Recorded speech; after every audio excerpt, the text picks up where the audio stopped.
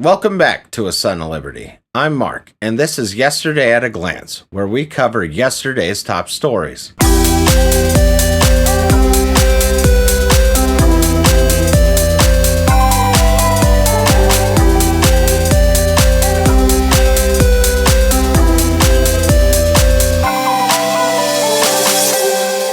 Our first story comes from the Congo, where a massive jailbreak from the Makala Central Prison has left 129 people dead.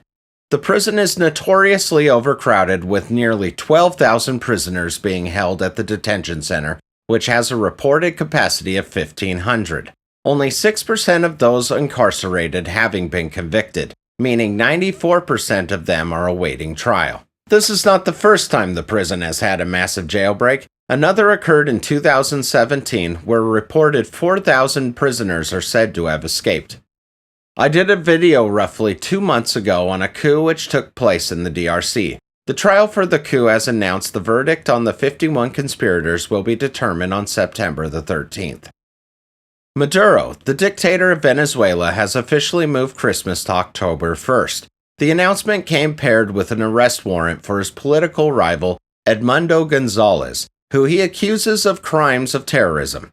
Gonzalez is said to have won the presidential election back in July, but Maduro had rigged the ballot.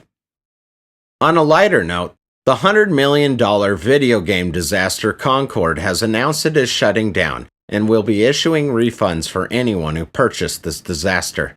Noted for its atrocious character design, use of pronouns, and strange absence of any white characters, it seems Concord was dead on arrival. It reportedly sold less than 25,000 copies and had a peak play count of only 697 players on Steam. Concord is the first game of Firewalk Studios, which was acquired by Sony from their parent company, Probably Monsters, in April of this year. It seems the team at Firework had their fair share of dyed-haired girls who demanded a game for modern audiences, an audience which, by all appearances, seems to not exist. On the other side of the world, the UK has announced it will halt some sales of firearms to Israel, citing the weapons could be used to commit or facilitate a serious violation of international humanitarian law. Many of Israel's allies have been under pressure to cease supplying weapons to Israel, as the 11-month Gaza conflict has already reached some 40,000 Palestinian deaths.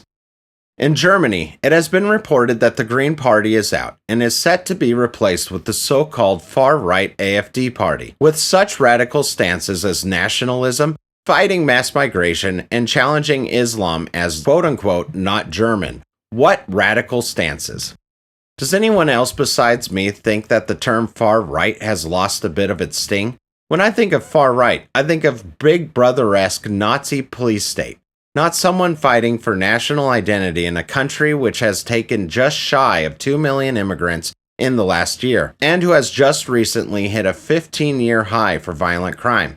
But of course they're far-right and fascistic. It's not like the German government is instigating social media users for using their eyes and calling the Green Party leader, Ricarda Lang, fat, a crime which could land the perpetrators 1 year in jail. That's not fascistic at all. In other news, Starlink, Musk's internet firm, has said it will honor Brazil's Supreme Court ruling to block Musk's social media website X. Alexandre de Moraes, probably said wrong, Brazil's Supreme Court judge, has been called an evil dictator cosplaying as a judge by Musk. In political news, Trump has said if elected, he will release the Epstein client list. Usually, important people take pride in being on exclusive lists. However, I doubt they're excited to be found on this one. He also promises to release the Pentagon UFO videos. In Massachusetts, John Deaton won the Republican nomination for Senate and is set to take on Elizabeth Warren in November. Deaton is said to, quote-unquote, fight a campaign on border security, state of healthcare, corruption, and other topics, but he made no mention of cryptocurrency. A cryptocurrency super PAC by the name of Commonwealth Unity Fund is said to have spent roughly $1.3 million helping make Deaton's name and stances known. In Texas, a judge has denied a motion made by Media Matters to dismiss, allowing Musk's trial against them to continue. Media Matters is a far-left think tank known for pressuring advertisers to boycott conservative outlets. In the case of Musk, Media Matters presented advertisers with a photo of their advertisements next to racist and particularly anti-Semitic content. Musk claims the article's images were manufactured to create a false impression and to destroy X. With the trial set to continue, it will be interesting to see how things unfold. That's yesterday's news. If you enjoyed what you saw, please feel free to drop a like. Hit subscribe if you'd like to see more videos like this. I plan on doing this every day. If there's a story you think I should cover, please drop a comment below and I'll be sure to respond. This has been Mark with the Son of Liberty, signing off.